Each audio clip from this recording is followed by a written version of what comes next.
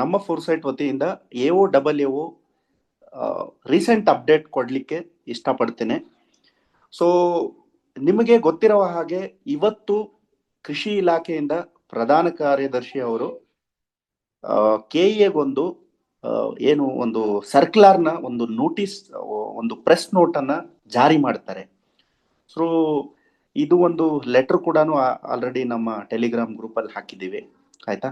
So ನಾವು KSDAಗೆ ಭೇಟಿಯಾದಾಗ so ಅಲ್ಲಿ ಇರುವ ಡೈರೆಕ್ಟರ್ನ ಭೇಟಿಯಾಗಿದ್ವಿ, ಮತ್ತೆ ಕೇಸ್ ವರ್ಕರ್ ರಿಲೇಟೆಡ್ ಆ ಫೈಲ್ ನೋಡ್ತಿರೋರ್ನು ಭೇಟಿಯಾದಾಗ ಅವ್ರು ಆಲ್ರೆಡಿ 15 days ಬ್ಯಾಕೆ ಎಲ್ಲ ಪ್ರೋಸೆಸ್ನ ಎಲ್ಲ ಒಂದು ಏನು ಕಾರ್ಯಾಚರಣೆ ಎಲ್ಲ ಮಾಡ್ಬೇಕೆಲ್ಲ ಪ್ರೋಸೆಸ್ನ ಎಲ್ಲ ಅವರಿಗೆ ತಿಳಿಸಿರ್ತಾರೆ. KSDA ಅವರು KEAಗೆ ಆಲ್ರೆಡಿ ಪ್ರಪೋಸಲ್ ಅಂತ ಏನ್ ಹೇಳ್ತೀವಿ ಆಲ್ರೆಡಿ ಕಳಿಸಿರ್ತಾರೆ. ಇದು ನಮಗೆ ಇಲ್ಲಿ ತನಕ ಗೊತ್ತಿರುವ ಮಾಹಿತಿ. ಈಗ ಈ ಒಂದು ನೋಟಿಫಿಕೇಶನ್ ಅಲ್ಲಿ ಸೊ ಏನು ಒಂದು ದಯವಿಟ್ಟು ಕ್ಲಿಯರ್ ಆಗಿ ಕೇಳ್ಕೊಳ್ಳಿ, ಪಾಯಿಂಟ್ಸ್ ಬೇಕಾದ್ರೂ ಬರ್ಕೊಳ್ಳಿ. ಈ ಒಂದು ಉದ್ದೇಶ ಏನು ಅಂದ್ರೆ, ಈ ವಿಡಿಯೋ ಮಾಡೋ ಉದ್ದೇಶ ನೋಟಿಫಿಕೇಶನ್ ಯಾವಾಗ ಆಗುತ್ತೆ, ಓಕೆ, ಸೊ ಎಕ್ಸಾಮ್ ಯಾವಾಗ ಇರ್ಬೋದು, ಮತ್ತೆ ಯಾವ ಸ್ಟ್ರಾಟಜಿ ಅಪ್ಲೈ ಮಾಡಿದ್ರೆ ನಾನು ಎಕ್ಸಾಮ್ ಕ್ಲಿಯರ್ ಮಾಡ್ತೀನಿ ಅನ್ನೋ ಒಂದು ಮತ್ತೆ ಅಪ್ರೋಚ್ ಅಂಡ್ ಸ್ಟ್ರಾಟಜಿ ಕೂಡ ಇದರಲ್ಲಿ ನಾನು ಹೊಂದಿರುತ್ತೆ. ನನ್ನ ಒಂದು ರೀಸೆಂಟ್ ಒಂದು 15 ಸ್ಟೂಡೆಂಟ್ಸ್ ನಮ್ಮ ಸಂಸ್ಥೆಯಿಂದ ಮಾರ್ಕೆಟಿಂಗ್ ಸೂಪರ್ವೈಸರ್ ಕ್ಲಿಯರ್ ಮಾಡಿದ್ರು, ಒಂದೇ ಬುಕ್ ಓದಿ ಕೃಷಿ ಉನ್ನತಿ. ಸೊ ಅದರಿಂದ 15 ಸ್ಟೂಡೆಂಟ್ಸ್ ಸೆಲೆಕ್ಟ್ ಆಗಿದ್ದಾರೆ. ತಮ್ಮೆಲ್ರಿಗೂ ಗೊತ್ತಿರೋ ಹಾಗೆ ಅದು ಟೆಲಿಗ್ರಾಮ್ ಅಲ್ಲೂ ಹಾಕಿದ್ದೀವಿ. ಅದರಲ್ಲಿ ತುಂಬಾ ಇನ್ಸ್ಪಿರೇಷನಲ್ ಸ್ಟೋರೀಸ್ ಕೂಡ ತುಂಬಾ ಕಡೆ ಸ್ಪ್ರೆಡ್ ಆಗಿದೆ. ಸೊ ಅದು ಒಂದು ಪಾರ್ಟ್ ಆಗಿದ್ದು. ಇವತ್ತಿನ ಒಂದು ವಿಡಿಯೋ ಮಾಡೋ ಮುಖ್ಯ ಉದ್ದೇಶ ಏನಂದ್ರೆ, ನೋಟಿಫಿಕೇಶನ್ ಯಾವಾಗುತ್ತೆ, ಸೊ ನೆಕ್ಸ್ಟ್ ಎಕ್ಸಾಮ್ ಯಾವಾಗಿರ್ಬೋದು, ಏನೆಲ್ಲ ಓದ್ಬೇಕು ಅನ್ನೋ ಒಂದು ಈ 3-4 ಪಾಯಿಂಟ್ಸ್ ಬಗ್ಗೆ ನಾನು ಡೀಟೇಲ್ಡ್ ಆಗಿ ನಿಮ್ ಜೊತೆ ಎಕ್ಸ್ಪ್ಲೇನ್ ಮಾಡ್ತಾ ಹೋಗ್ತಾ ಇರ್ತೇನೆ. ಸೊ ದಯವಿಟ್ಟು ನೀವು ಕಂಪ್ಲೀಟ್ ಆಗಿ ಈ ವಿಡಿಯೋನ ನೋಡಿ, ಸ್ಕಿಪ್ ಮಾಡಕ್ ಹೋಗ್ಬೇಡಿ. ಮೊದಲನೇದಾಗಿ ನಾವು ಇವತ್ತು ಏನು ಒಂದು ಕಾರ್ಯದರ್ಶಿ ಕಡೆಯಿಂದ ಒಂದು ಸರ್ಕ್ಯುಲರ್ ಬರುತ್ತೆ ಕೃಷಿ ಇಲಾಖೆಯಿಂದ.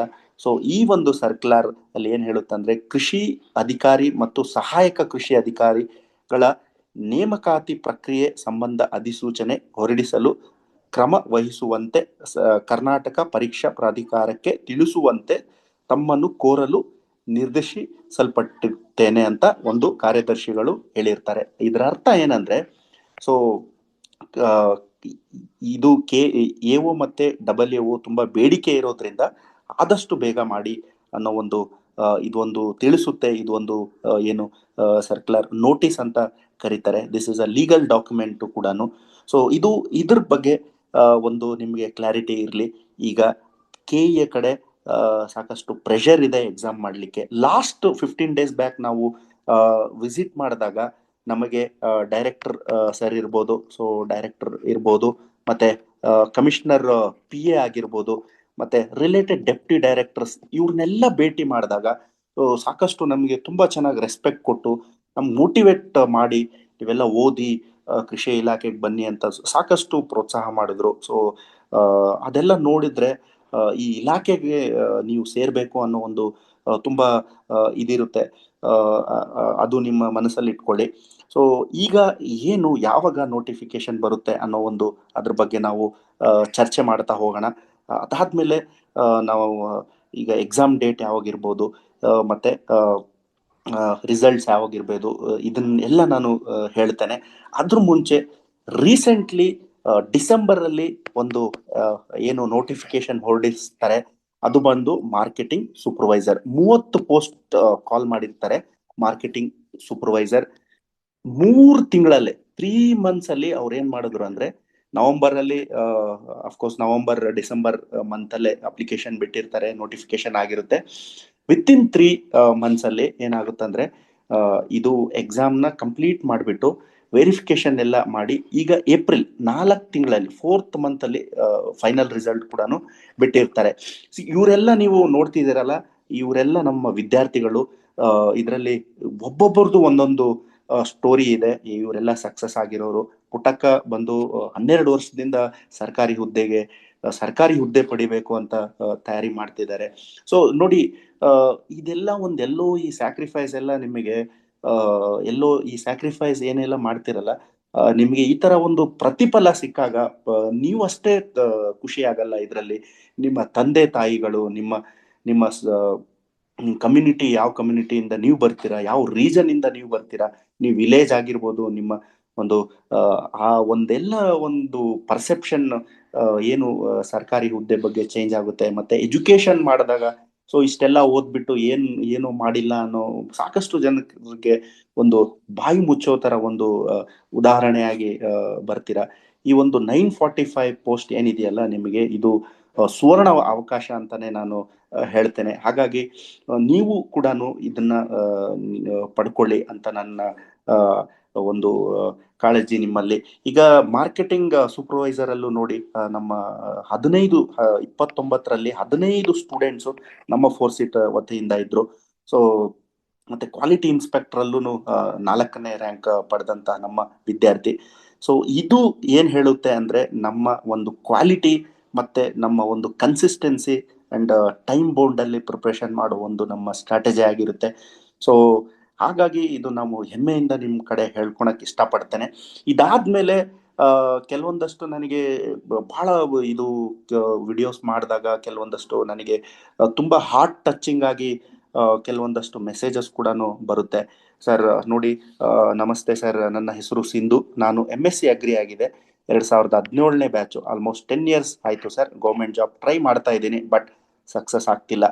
ಮಾರ್ಕೆಟಿಂಗ್ ಸೂಪರ್ವೈಸರ್ ಪೋಸ್ಟ್ಗೆ ಸೆಲೆಕ್ಟ್ ಆಗಿರೋ ಪುಟ್ಟಕ್ಕ ಇಸ್ ಮೈ ಸೀನಿಯರ್. ಅವರನ್ನು ನೋಡಿ ಅನ್ನಿಸ್ತು ನಾನು ಕೂಡ ಸೇಮ್ ಕಂಡೀಷನ್ ಅಲ್ಲಿ ಇದ್ದೀನಿ. ನಾನು ನನ್ನ ಫ್ಯಾಮಿಲಿನ ನೋಡ್ಕೊಂಡು ಫ್ರೀ ಟೈಮ್ ಸಿಕ್ಕಾಗ ಓದ್ಕೊಳ್ತಾ ಇರ್ತೀನಿ. ಸಕ್ಸಸ್ ಸಿಕ್ತಿಲ್ಲ ಸರ್, ಪ್ಲೀಸ್ ಗೈಡ್ ಮಾಡಿ.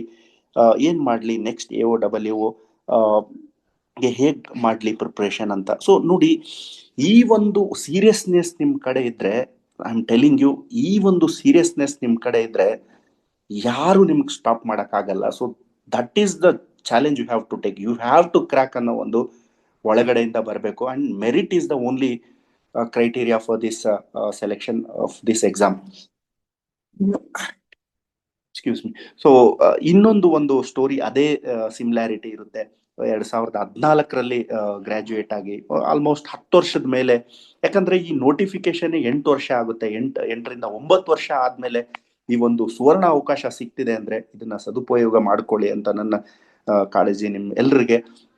ಯಾಕಂದ್ರೆ ಕೃಷಿ ಇಲಾಖೆಯಲ್ಲಿ ನೀವು ಓದಿ ಕೃಷಿ ಕುಟುಂಬದಿಂದ ನೀವು ಬಂದು ಕೃಷಿಯನ್ನು ಒಂದು ನೀವು ಮುಂದೆ ತಗೊಂಡು ಹೋಗ್ತಿದ್ರೆ, ಯಾಕಂದ್ರೆ agriculture is the backbone of Indian economy. And if even Swaminathan ಕೂಡ ಹೇಳ್ತಾರೆ, if everything goes right, if agriculture goes wrong, everything goes wrong ಅಂತಾನೆ ಹೇಳ್ತಾರೆ. That's a true thing. So ಹಾಗಾಗಿ ಅಗ್ರಿಕಲ್ಚರ್ ಅಲ್ಲಿ ಸಾಕಷ್ಟು ಕಾಂಟ್ರಿಬ್ಯೂಷನ್ ಮಾಡ್ಬೋದಾಗುತ್ತೆ. ಇದು ಕೂಡ ಮಾರ್ಚ್ ಅಲ್ಲಿ ಇನ್ನೊಂದು ಆದೇಶ ಕಳಿಸಿರ್ತಾರೆ. ಸೊ ನೋಡಿ, ಪ್ರೆಷರ್ ಎಷ್ಟಿದೆ ಅಂದ್ರೆ ಗೌರ್ಮೆಂಟ್ ಕಡೆಯಿಂದ KA ಎಕ್ಸಾಮ್ ಮಾಡ್ಲೇಬೇಕು ಅಂತ. ಈಗ 2 ಟೈಮ್ ಸರ್ಕ್ಯುಲರ್ ಮಾಡಿರ್ತಾರೆ. So in between by election ಬಂದಿರುತ್ತೆ. ಈಗ ಬೈ ಎಲೆಕ್ಷನ್ ಕೂಡ ಆಯ್ತು. ಈಗ ನಾವು ಸದ್ಯದಲ್ಲೇ ಈ ನೋಟಿಫಿಕೇಶನ್ ನಾವು ಎಕ್ಸ್ಪೆಕ್ಟ್ ಮಾಡ್ಬೋದು.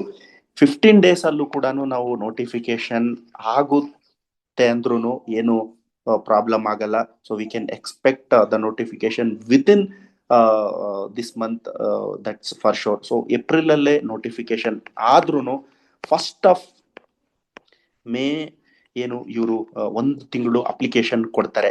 ಸೊ ಅಪ್ಲಿಕೇಶನ್ ಹಾಕ್ಲಿಕ್ಕೆ 1 ತಿಂಗಳು ಕೊಡ್ತಾರೆ. So for sure. So as per CSR rules ಪ್ರಕಾರ 45 to 50 ಡೇಸ್ ನೀವು ಎಕ್ಸಾಮ್ ಡ್ಯೂರೇಷನ್ ಇರುತ್ತೆ. ಸೊ ಮೇ ಅಂದ್ರೂ ಸೊ ನಿಮಗೆ ಓದ್ಲಿಕ್ಕೆ ಜೂನ್ ಅಂಡ್ ಜುಲೈ ಆಗಿರುತ್ತೆ. ಸೊ ಸೊ ಈಗ ನಿಮ್ಮಲ್ಲಿ ಇರೋ ಟೈಮ್ ಬಂದು ಸೊ 3 ತಿಂಗಳು. ಸೊ 90 ಡೇಸ್ ಅಲ್ಲಿ ನೀವು ಎಕ್ಸ್ಟೆನ್ಸಿವ್ ಆಗಿ ಓದ್ಬೇಕು. ಆ ಮಟೀರಿಯಲ್ ಈ ಮಟೀರಿಯಲ್ ಮಾರ್ಕೆಟ್ ಅಲ್ಲಿ ಅದು ಚೆನ್ನಾಗಿದೆ ಇದು ಚೆನ್ನಾಗಿದೆ ಅಂತ ದಯವಿಟ್ಟು ನೀವು ಹೋಗ್ಬೇಡಿ. ಸೊ ಪ್ರಾಪರ್ ಆಗಿ ಪ್ಲಾನ್ ಮಾಡ್ಕೊಳ್ಳಿ. We are there to help you. ಯಾವ ತರ ನೀವು ಸಕ್ಸಸ್ನ ಅಚೀವ್ ಮಾಡ್ಬೋದು ಅನ್ನೋದು ನಾನು ಇಲ್ಲಿ ಕೂಡ ಸೆಷನ್ಸ್ ಬರ್ತಾ ನಾನು ಹೇಳ್ತಾ ಇರ್ತೇನೆ.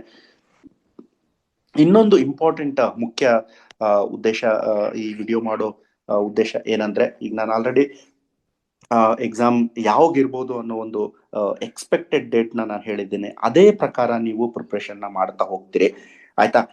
ಈಗ ನಾನು ಹೇಳೋ ಒಂದು ಇನ್ನೊಂದು ಇಂಪಾರ್ಟೆಂಟ್ ಉದ್ದೇಶ ಏನಂದ್ರೆ, ಸಾಕಷ್ಟು ನನಗೆ ವಿದ್ಯಾರ್ಥಿಗಳು ಕೇಳ್ತಿದ್ರು, ಸರ್ ನಾನು BSc ಅಗ್ರಿ ರಾಯ್ಟೆಕ್ ಇಂದ ಮಾಡಿದ್ದೀನಿ, ಪ್ರೈವೇಟ್ ಯೂನಿವರ್ಸಿಟಿಯಿಂದ ಮಾಡಿದ್ದೀನಿ. ಅದು ಒಂದ್ ICAR ಅಕ್ರಿಡೇಷನ್ ಇರಬೇಕು, ಅಥವಾ ಯೂನಿವರ್ಸಿಟಿ ಅಕ್ರಿಡೇಷನ್ ಇರಬೇಕು. ಯೂನಿವರ್ಸಿಟಿ ಲೈಕ್ US ಬ್ಯಾಂಗ್ಳೂರ್ ಆಗಿರ್ಬೋದು, ಧಾರವಾಡ ಆಗಿರ್ಬೋದು, ರಾಯಚೂರು ಆಗಿರ್ಬೇಕು, ಮತ್ತೆ ಮಂಡ್ಯ, ಈ ತರ ಒಂದು ಅಕ್ರಿಡೇಷನ್ ಪಡೆದಿದ್ರೆ ಮಾತ್ರ ಅಂತ ಒಂದು ಯೂನಿವರ್ಸಿಟಿ ವಿದ್ಯಾರ್ಥಿಗಳು AO ಮತ್ತೆ AAO ಎಕ್ಸಾಮ್ ಬರ್ಲಿಕ್ಕೆ ಅರ್ಹರಾಗ್ತೀರಾ. ಸೊ ಇದು ಯಾವುದು ಇಲ್ಲ ಅಂದ್ರೆ ನೀವು ಎಕ್ಸಾಮ್ ಬರಿಬಹುದು, ಬಟ್ ವೆರಿಫಿಕೇಶನ್ ಅಲ್ಲಿ ಡೆಫಿನೆಟ್ಲಿ ರಿಜೆಕ್ಟ್ ಆಗ್ಬಿಡುತ್ತೆ. ಸೊ ಇದು ನಾನು ಹೇಳ್ತೇನೆ. ಸೊ ಹಾಗಾಗಿ ಇದೊಂದು ನಾನು ಹೇಳೋಕೆ ಇಷ್ಟಪಡ್ತೇನೆ. ಮತ್ತೆ ಈಗ ನೀವು ಆಲ್ರೆಡಿ KPSC ಗೆ ಫೀ ಕಟ್ಟಿದ್ದೀರಾ, ಈಗ ಅದು ಹೋಯ್ತು ಅಷ್ಟೇ. ಈಗ ಹೊಸದಾಗಿ ನೀವು ಅಪ್ಲಿಕೇಶನ್ ಹಾಕೊಳ್ಳಿ. ಸೊ ಅದಾದ್ಮೇಲೆ ನೀವು ಪೇ ಮಾಡಿಕೊಂಡು ಫೀ ಪೇ ಮಾಡಿ. ಸೊ ಇದಾದ್ಮೇಲೆ ನಿಮಗೆ ಇನ್ನೊಂದು ಮುಖ್ಯವಾದ ಅಂಶ ಏನಂದ್ರೆ, ನಿಮ್ಮ ಏನ್ ರಿಸರ್ವೇಶನ್ ಕ್ಲೈಮ್ ಮಾಡ್ತಿರಲ್ಲ, ಲಾಸ್ಟ್ ನೋಡಿ ನಮ್ಮ ಒಬ್ಬ ಸ್ಟೂಡೆಂಟ್ ಕೆಟಗರಿ ಇದ್ದು ಏನು ನಿರ್ಲಕ್ಷ್ಯದಿಂದ ಸಬ್ಮಿಟ್ ಮಾಡಿಲ್ವೋ ಏನೋ ವೆರಿಫಿಕೇಶನ್ ಟೈಮ್ ಅಲ್ಲಿ, ಸೊ ಹೆಸರು ಬರ್ಲಿಲ್ಲ. ಆತರ ಒಂದು ತಪ್ಪನ್ನ ಮಾಡ್ಲಿಕ್ಕೆ ಹೋಗ್ಬೇಡಿ. ಅದನ್ನ ತಪ್ಪು ಅಂತ ಹೇಳಲ್ಲ, ಅದನ್ನ actually it's a blunder and it is punished. Okay, ಹಾಗಾಗಿ ನೋಡಿ ನೀವು ಆತರ ಎಲ್ಲ ಮಾಡಕ್ ಹೋಗ್ಬೇಡಿ. ನಿಮ್ಮ ರಿಸರ್ವೇಶನ್ ಡಾಕ್ಯುಮೆಂಟ್ಸ್ ಏನೆಲ್ಲ ಪರ್ಫೆಕ್ಟ್ ಇದೆ, ಡೇಟ್ ಟು ಟೈಮ್ ಎಲ್ಲ ನೋಡ್ಕೊಳ್ಳಿ. ಅಂಡ್ ಈಗೆಲ್ಲ ಯಾರು 4th ಇಯರ್ ಓದ್ತಿದಿರಲ್ಲ, ಸೊ ಅವರಿಗೆ ಅವಕಾಶ ಸಹಜವಾಗಿ ಇರೋದಿಲ್ಲ. ಯಾಕಂದ್ರೆ PDC ಬರ್ಬೇಕಾಗುತ್ತೆ. PDC ಇದ್ರೇನೆ ನೀವು ಅಪ್ಲಿಕೇಶನ್ ಹಾಕ್ಲಿಕ್ಕೆ ಎಲಿಜಿಬಲ್ ಆಗ್ತೀರಾ. ಬಟ್ ಲಾಸ್ಟ್ ಇಯರ್ 2025 ಅಲ್ಲಿ ಯಾರೆಲ್ಲ ಪಾಸ್ ಆಗಿರ್ತಾರೆ ಅವರೆಲ್ಲ ಎಲಿಜಿಬಲ್ ಆಗ್ತಾರೆ ಇದಕ್ಕೆ. ಈಗೆಲ್ಲ ಯಾರೆಲ್ಲ ಫಸ್ಟ್ ಇಯರ್ MSc ಓದ್ತಿರ್ತಾರಲ್ಲ ಅಂತ ಅವರು ಕ್ಯಾಂಡಿಡೇಟ್ಸ್ ಎಲ್ಲ ಇದಕ್ಕೆ ಎಲಿಜಿಬಲ್ ಆಗ್ತಾರೆ. ಸೊ ಇದೊಂದು ಇಂಪಾರ್ಟೆಂಟ್ ಪಾಯಿಂಟ್ ನಾನು ಹೇಳಕ್ ಬಯಸ್ತೇನೆ. ಈಗ ಎಕ್ಸಾಮ್ ಯಾವಾಗ ಆಗುತ್ತೆ ಅಂತ ನಾನು ಹೇಳ್ತಿದ್ದೆ. ಬೆಸ್ಟ್ ಸ್ಟ್ರಾಟಜಿ ಈಗ ಮಾರ್ಕೆಟಿಂಗ್ ಸೂಪರ್ವೈಸ್ ಅಲ್ಲಿ ನಮಗೆ ಯಾವ ಸ್ಟ್ರಾಟಜಿ, ಯಾವ್ದು ಫೋಕಸ್ ನಾವು ಜಾಸ್ತಿ ಮಾಡಿದ್ವಿ ಅಂದ್ರೆ, ಸೊ ಸ್ಪೆಸಿಫಿಕ್ ಪೇಪರ್. ಸೊ ಕೆಲವೊಂದು ನಮ್ಮ ವಿದ್ಯಾರ್ಥಿಗಳು out of 100 they have scored 80 marks. So minimum 70% ತೆಗ್ದಿದ್ದಾರೆ. ಸೊ ಇದೇ ಒಂದು ಕಾನ್ಸೆಪ್ಟ್ ಇಟ್ಕೊಂಡು ನೀವು ಟಾರ್ಗೆಟ್ ಮಾಡಬೇಕು. ಸ್ಪೆಸಿಫಿಕ್ ಪೇಪರ್ ಅಲ್ಲಿ ನೀವು 70 ಮೇಲೆ ತೆಗ್ದಿಲ್ಲ ಅಂದ್ರೆ, so don't dream of becoming an AO. You have to score above 70. GK ಅಲ್ಲಿ ನೀವು 60 ತೆಗಿರಿ, 50 ತೆಗಿರಿ, so there is a excuse. Okay, ಯಾಕಂದ್ರೆ ಸಿಲೆಬಸ್ ಈಸ್ ವೆರಿ ವಾಸ್ಟ್. ಹಾಗಾಗಿ ಸೊ ನೀವು ಇದರಲ್ಲಿ ಕಾಂಪ್ರಮೈಸ್ ಆಗಬಾರ್ದು. ಇದರಲ್ಲೂ ಅಷ್ಟೇ, ನಾನು ಸ್ಪೆಸಿಫಿಕ್ ಪೇಪರ್ ಅಲ್ಲಿ ನೀವು ಸ್ಪೆಸಿಫಿಕ್ ಆಗಿ ಇರಿ. ನೀವು ಆಲ್ರೆಡಿ ಮಟೀರಿಯಲ್ಸ್ ಓದ್ತಿದ್ರೆ ಅದನ್ನೇ ರಿಲೇ ಆಗಿರಿ. ಸೊ ಇಲ್ಲ ಬೇರೆ ಹೊಸ ಮಟೀರಿಯಲ್ ಓದ್ತೀನಿ ಅಂದ್ರೂ ನೀವು ಡೈವರ್ಟ್ ಆಗಬೇಡಿ. ಸೊ ಒಂದು ರಿಸೋರ್ಸಸ್ನ ರಿಸ್ಟ್ರಿಕ್ಟ್ ಆಗಿ, ನಾವು ಆಲ್ರೆಡಿ 1 ತಿಂಗಳ ಹಿಂದೆನೆ ಕೃಷಿ ದರ್ಪಣ್ ಇದರಲ್ಲಿ 5 years ಆಫ್ ಏನು GK ಪೇಪರ್ಸ್ ನ ಕಾಂಪ್ರಿಹೆನ್ಸಿವ್ ಆಗಿ ನಾವು ಕಲೆಕ್ಟ್ ಮಾಡಿ ಅದ್ರ ಜೊತೆ ಸೊಲ್ಯೂಷನ್ ಕೂಡ ಕೊಟ್ಟಿರ್ತೀವಿ. ಮತ್ತೆ ಕೃಷಿ ಮಿತ್ರ ಅಂತ, ಸೊ ಇದು ಕೂಡ ನಾವು ಏನು ಸಿಲೆಬಸ್ ಇದೆ 85% AOದು, 85% ಸಿಲೆಬಸ್ ಕೂಡ ಇದರಲ್ಲಿ ಡೀಟೇಲ್ಡ್ ಆಗಿ ಕೊಟ್ಟಿರ್ತೀವಿ. ಸೊ ಇದಷ್ಟು ಇವತ್ತಿನ ಮಾಹಿತಿ. ಸೊ ಲಾಸ್ಟ್ ಅಲ್ಲಿ ನಾನು ಏನ್ ಹೇಳಕ್ ಇಷ್ಟಪಡ್ತೇನೆ ಅಂದ್ರೆ, ಸೊ ನಾವು ಆಲ್ರೆಡಿ ಏನು ನಾನು ಡಿಸ್ಕ್ರಿಪ್ಷನ್ ಲಿಂಕ್ ಅಲ್ಲಿ ಕೊಟ್ಟಿರ್ತೇನೆ ಈ ಕೋರ್ಸ್ ಲಿಂಕ್ ರಿಲೇಟೆಡ್ ಸ್ಪಾರ್ಕ್ ಅಂತ. ಸೊ ಸ್ಪಾರ್ಕ್ 85% ಮತ್ತೆ ಸ್ಪಾರ್ಕ್ 15% ಅಲ್ಲಿ ಇದ್ರಲ್ಲಿ ಆಲ್ಮೋಸ್ಟ್ ಎಕ್ಸ್ಟೆನ್ಸಿವ್ ಆಗಿ ಕವರ್ ಮಾಡಿದೀವಿ. 450ರಿಂದ 500 ಅವರ್ ಕವರ್ ಮಾಡಿರ್ತೀವಿ. ಇದರಲ್ಲಿ ಎಲ್ಲ ARS ಫ್ಯಾಕಲ್ಟಿ ಮತ್ತೆ ಅಸಿಸ್ಟೆಂಟ್ ಪ್ರೊಫೆಸರ್ ಆಗಿರೋರು ಎಲ್ಲ ಸಬ್ಜೆಕ್ಟ್ ನ ಡೀಲ್ ಮಾಡಿರ್ತಾರೆ. ಇದರಲ್ಲಿ ನಿಮಗೆ 2 types ಆಫ್ ಟೆಸ್ಟ್ ಇರುತ್ತೆ. ಒಂದು ಹೊಸ ಟೆಸ್ಟ್, ನ್ಯೂ ಟೆಸ್ಟ್, ಮತ್ತೆ ಓಲ್ಡ್ ಟೆಸ್ಟ್ ಕೂಡ ಇದರಲ್ಲಿ ಇರುತ್ತೆ. ಇನ್ ಮುಂದೆ ಯಾವುದೇ ವ್ಯಾಲ್ಯೂ ಅಡಿಷನ್ ಕೋರ್ಸ್ ಮಾಡಿದ್ರು ಸ್ಪಾರ್ಕ್ ಅಲ್ಲಿ ನಾವು ಇದ್ರಲ್ಲಿ ಆಡ್ ಮಾಡ್ತಾ ಹೋಗ್ತಿರ್ತೀವಿ, ಆಯ್ತಾ. ಸೊ 15% ಕೂಡ ಕೆಲವೊಂದಷ್ಟು ಯೂನಿವರ್ಸಿಟಿ ಕ್ವಶನ್ ಪೇಪರ್ಸ್ ನಮ್ಮಲ್ಲಿ ಸಿಕ್ಕಿದ್ರೆ ಅಲ್ಲೂ ಕ್ಲಾಸಸ್ ಮಾಡೋ ಪ್ಲಾನ್ಸ್ ಇದೆ. ಬಟ್ 85% ಅಲ್ಲಿ ಆಲ್ರೆಡಿ ನಮ್ಮಲ್ಲಿ ಯೂನಿವರ್ಸಿಟಿ ಕ್ವಶನ್ ಪೇಪರ್ ಇದೆ. ನೆಕ್ಸ್ಟ್ ವೀಕ್ ನಾವು ಇದು ಕ್ಲಾಸಸ್ ಶುರು ಮಾಡ್ತೀವಿ, PYQ ಡಿಸ್ಕಷನ್ ಮಾಡೋದು. ಯಾಕಂದ್ರೆ ಸಾಕಷ್ಟು ಕ್ವಶನ್ಸ್ ಅಲ್ಲಿಂದ ಬರುತ್ತೆ.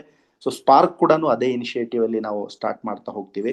ಬಟ್ ಈಗ ನಾಳೆಯಿಂದ ನಾವು ಕೃಷಿ ದರ್ಪಣ್ ಅಂತ ಒಂದು ಕೋರ್ಸ್ ಲಾಂಚ್ ಮಾಡಿದ್ದೀವಿ. ಇದ್ರ ಬಗ್ಗೆ ಡೀಟೇಲ್ಡ್ ಆಗಿ ನಾನು ಗ್ರೂಪ್ ಅಲ್ಲೂ ಹಾಕ್ತೀನಿ, ನಿಮಗೆ ಎಕ್ಸ್ಪ್ಲೈನ್ ಕೂಡ ಮಾಡ್ತೀನಿ. ಇದರಲ್ಲಿ ಮುಖ್ಯವಾಗಿ ನಮ್ಮ ಸಿಲೆಬಸ್ ಏನಿದೆ KA GK ಅಲ್ಲಿ ಏನ್ ಕೇಳ್ತಾರೆ ಅಂದ್ರೆ ಕರೆಂಟ್ ಅಫೇರ್ಸ್ ಒನ್ ಇಯರ್ ಓದ್ಬೇಕಾಗುತ್ತೆ, science and technology, geography, polity, economy, history, aptitude, environmental science, public administration and rural development ಹೊಸದಾಗಿ ಇಂಟ್ರೊಡ್ಯೂಸ್ ಮಾಡಿದ್ದಾರೆ.